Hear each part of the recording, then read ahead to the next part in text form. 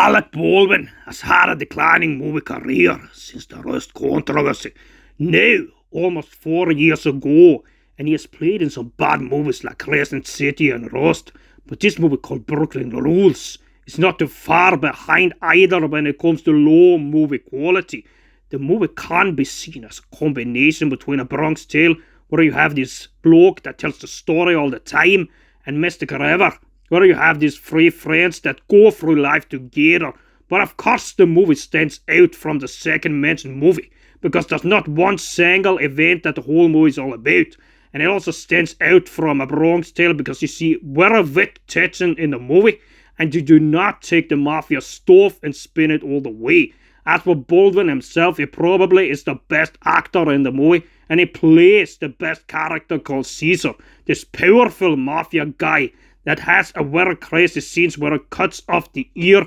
on one bloke in the middle of the butcher shop. He of course has the strongest ties to the one friend that tries to get into the mafia and reads all the news and gossip. Sadly, he is too little involved in this one, showing us a sick failure in the movie that the best characters do not get awarded enough screen time. In addition, we could have seen more mafia stuff to build on his argument,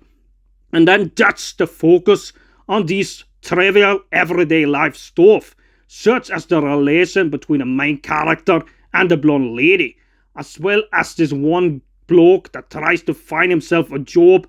and at the tail end of the movie he applies for a job as a post office clerk, where it is revealed after his death that he actually failed the test because he was such an idiot. But he was the idiot in the friend group, and they of course mourned deeply at the end. The point is anyways about the mafia stuff. It could have been much changer if we had seen more of it, because all the crazy incidents is related to the mafia touch of the movie. Therefore, it could have been more crazy scenes where it happened a lot more, such as the incident in a restaurant where it develops itself into a real hardcore fight over an argument about the chair, where this crazy mafia bloke takes the place of one of their friends while he is in the toilet. And secondly, when this friend gets shot as a payback, where of course they are not that protected anymore because of the death of Caesar,